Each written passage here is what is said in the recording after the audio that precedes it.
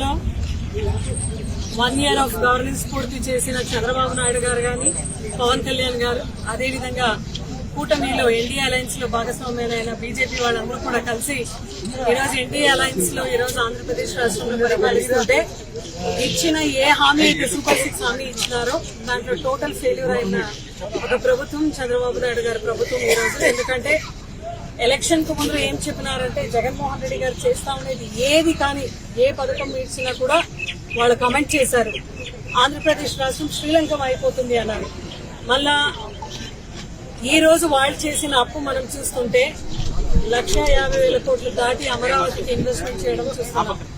అంటే ఈరోజు దీపం పథకం కింద ఏడాదికి 3 సిలిండర్లు ఇస్తానని చెప్పి ఇంకా 1 సిలిండర్తోనే సరిపెట్టుకుంటున్నారు. అదేవిధంగా రైతు భరోసా ఇవ్వండి అని అడిగితే సెంట్రల్ ఎప్పుడు ఇస్తారో అప్పుడు మేము ఇస్తాము అంటున్నారు.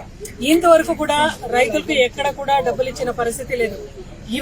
యువగళంలో అయితే లోకేష్ గారు ఊరు వాడ చాటుకొని యువతలకు మంచి చేస్తామని చెప్పి యువతలందరికీ కూడా 3,000 ఇస్తామని చెప్పినారు లోకేష్ గారు. ఇంతవరకు నిరుద్యోగ భృతి ఎక్కడికి కూడా ఏ యూత్స్ కూడా ఇవ్వడం లేదు. అదేవిధంగా మహిళలకు కూడా మండల లెవెల్లో లోన్స్ అయితే శాంక్షన్ చేసినారు, పీసీ లోన్స్.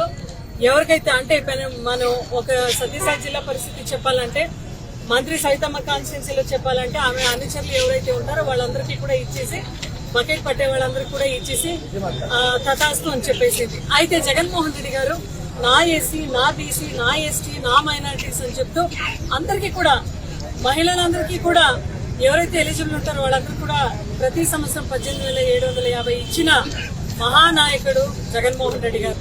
అంటే ప్రజలందరూ కూడా ఒక మాట గమనించాలి, ఏదైతే చంద్రబాబు నాయుడు గారు చెప్పినారో అవన్నీ కూడా కేవలం కుర్చీ కోసం చెప్పిన హామీ అని అందరికీ తెలిసిపోయింది. జగన్మోహన్ రెడ్డి అంటే నమ్మకం, అదేవిధంగా చంద్రబాబు నాయుడు గారు అంటే మోసం అనే ఒక బుక్ ని ఈ రోజు మనము అంటే జగన్మోహన్ రెడ్డి గారికి చంద్రబాబు నాయుడు గారికి ఉన్న తేడా ఈ బుక్ ద్వారా ఈ రోజు రిలీజ్ చేసి ఆంధ్రప్రదేశ్ రాష్ట్రం మొత్తం కూడా ప్రతి కాన్స్టిట్యున్సీలో, ప్రతి జిల్లాలో, ప్రతి కాన్స్టిట్యున్సీలో, ప్రతి మండల్ లెవెల్లో కూడా ఈ రోజు ఆవిష్కరించి ప్రజలందరికీ కూడా ఒక అవగాహన తెలియజేసే ఒక కార్యక్రమం మనం చేస్తున్నాం. ఈ ప్రతి కాన్స్టిట్యున్సీలో కూడా ప్రజలందరూ కూడా స్వచ్ఛందంగా వచ్చి మేము కూడా జగన్ అంటే నమ్మకం, మేము మోసపోయినాము, ఈ ఎన్డీఏ అలయన్స్ కు కూటమికి ఓటేసి అని ప్రతి ఒక్కరు కూడా స్వచ్ఛందంగా వచ్చి పాల్గొన్నారు.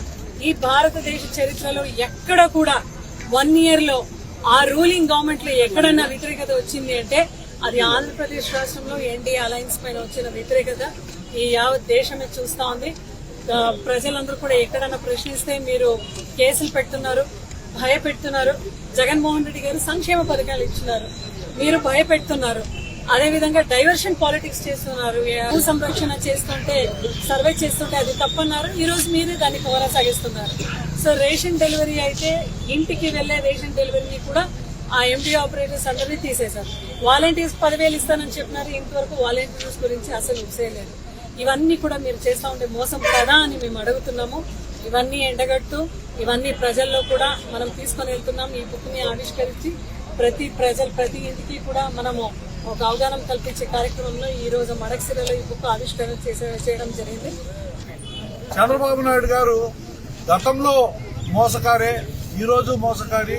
ప్రతినిత్యము మోసం చేసి 3 సార్లు ప్రజలను మోసం చేసి అధికారంలోకి వచ్చిన ఈయన అన్ని విషయాలు తెలిసి కూడా ఈ రోజు చాలా హామీలు ఇచ్చి 1 సంవత్సరం పాటు అందరికీ కూడా ఈ హామీలన్నీ నెరవేర్చకుండా పక్కన పెట్టి ఈ రోజు నిన్న ఏదో తల్లికి వందనం అనే ఒక సంక్షేమ పథకాన్ని మటుకు అనౌన్స్ చేసి ఇంకా అన్ని అయిపోయినాయి, మీరు ఎవరైనా మాట్లాడితే మీ నాలుక మందమైనట్టు లేకుంటే మీ నాలుకలు కత్తిరిస్తామని చెప్పి ఒక అపహాస్యంగా మాట్లాడడం చాలా దౌర్భాగ్యం. ఎందుకంటే ఒక్క సంక్షేమ పథకాన్ని అమలు జరిపే దానికోసమే నీకు 365 రోజులు పట్టింది, దీనికి 1,50,000 కోట్ల రూపాయలు అప్పులు చేసినాం. అంటే ఇంక మిగతా సంక్షేమ కార్యక్రమాలన్నీ అమలు జరపాలంటే ఎన్ని సంవత్సరాలు పడుతుంది, ఎన్ని లక్షల కోట్ల అప్పు తీసుకొచ్చి నువ్వు చేస్తావు అంటే ఒకటి ఇతను కేవలం ప్రజలను మభ్యపెట్టాలా, ఏది అబద్దాలు చెప్తే వాళ్ళు ఓట్లేస్తారనేది బాగా స్పష్టంగా ఆయనకు తెలుసు. అందుకే జగన్మోహన్ రెడ్డి గారి పైన ఉన్న నమ్మకాన్ని తిరిగి ఎస్టాబ్లిష్ చేయాలా, ప్రజలందరూ కూడా సుభిక్షంగా ఉండాలంటే తిరిగి జగన్మోహన్ రెడ్డి గారే ముఖ్యమంత్రి కావాలి.